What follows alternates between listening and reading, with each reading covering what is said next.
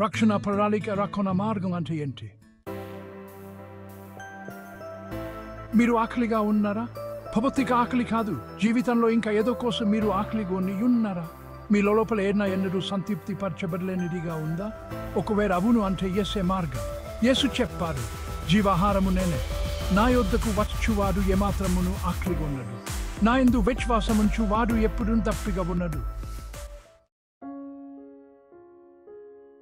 మీరు కలవరంగా ఉన్నారా? జీవితంలో ఒక గమనాన్ని గాని ఉద్దేశాన్ని గాని ఎన్నటికీ కనుగొనలేంట్లుగా ఉన్నారా? ఎవరన్నా లైట్లు ఆపేస్తే మరలా వెలిగించుటకు కావాల్సిన స్విచ్ మీరు కనుగొనలేకున్నారా? ఒకవేళ అవును అంటే యేసే మార్గం. యేసు చెప్పాడు, నేను లోకమునకు వెలుగును, నన్ను వెంబడించువారు చక్తిలో దుర్గజీపు వెలుగు కలిగి యుండునని వారితో చెప్పాను. యోహాను 5. ఈ జీవితములో మీరు బంధించబడ్డారు అని ఎప్పుడైనా అనుకున్నారా?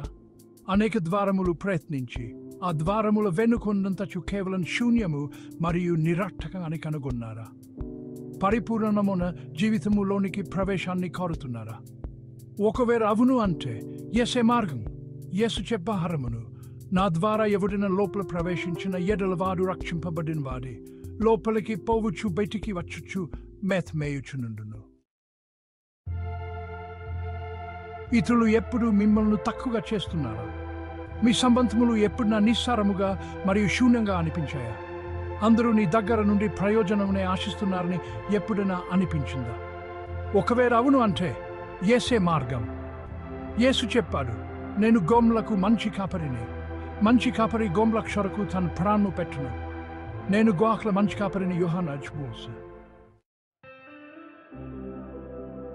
ఈ జీవితము తరువాత ఏమి జరుగుతుందని మీరు ఎప్పుడైనా ఆశ్చర్యపడ్డారా? కేవలము తుప్పు మరియు మట్టు పట్టే వాటి కొరకే మీ జీవితమును జీవించుటలో అలసిపోయారా? అసలు ఈ జీవితమునకు ఏమైనా అర్థం ఉందా అని మీరు ఎప్పుడైనా సందేహించారా? మీరు మరణించిన తరువాత కూడా బ్రతకాలని అనుకుంటున్నారా? ఒకవేళ అవును అంటే యేసే మార్గం. యేసు చెప్పాడు, అందుకు యేసు పునరుత్థానమును జీవును నేనే, నాయందు విశ్వాసముంచు వాడు చనిపోయి నన్ను బ్రతుకును, బ్రతికి నాయందు విశ్వాసమంచు ప్రివాడును టెన్నుకెగిలి జీవంతరికిరఫు. మార్గం ఏంటి? సత్యం ఏంటి? యేసు బదులిచ్చాడు, నేనే మార్గమును సత్యమును జీవమును, నా ద్వారానే తప్ప ఎవడును తండ్రి ఎంపారయచ్చు. మీరు అనుభవించే ఆకలి ఆత్మీయ ఆకలి, అది కేవలం యేసు మాత్రమే తీర్చగలడు. చీటిని తొలగించగలవాడు యేసు ఒక్కడు మాత్రమే. సంతృప్తికరమైన జీవితమునకు యేసే ద్వారము. మీరు చూస్తున్న స్నేహితుడు మరియు కాపరి యేసే. యేసు జీవమై ఉన్నాడు ఈ లోకమందు మరియు తరువాతి లోకమందు కూడా. యేసే రక్షణకు మార్గము. మీరు ఆకలిగా అనుభవించుటకు కారణం చీకటిలో మీరు తప్పిపోయేటట్లు ఉండటానికి, కారణం జీవితములో అర్థాన్ని కనుగొనలేకపోవడానికి, కారణం మీరు దేవుని నుండి వేరు చేయబడుట వలనే.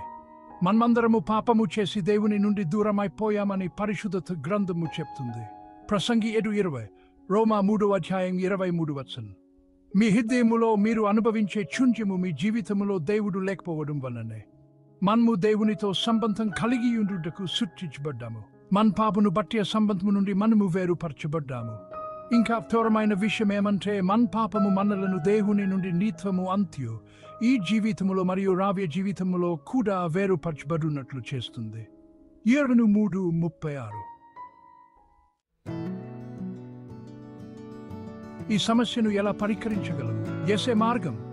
యేసు మన పాపమును ఆయనపై మోసాడు. 2 కొరింథీ. యేసు మన్ను పొందవలసిన శిక్షను ఆయనపై వేసుకొని మన స్థానంలో మరణించాడు. 3 దినముల తరువాత పాపము మరియు మరణములపై ఆయనకు గల విజయాన్ని రూపిస్తూ మంతులలో నుండి తిరిగి లేచాడు. రోమా 6:4. ఆయన ఇది ఎందుకు చేశాడు? ఈ ప్రశ్నకు యేసే స్వయంగా సమాధానమిచ్చాడు. తన స్నేహితుల కొరకు తన ప్రాణము పెట్టువాని కంటే ఎక్కువైన ప్రేమ గలవాడు లేదు.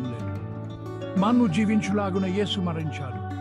ఒకవేళ మనము యేసులో విశ్వాసం ఉంచితే, ఆయన మరణమును మన పాపముల యొక్క క్రీడముగా నమ్మితే, మన పాపమును కషించబడి శుద్ధి చేయబడతాయి. అప్పుడు మన ఆత్మే ఆకలి తీరుతుంది.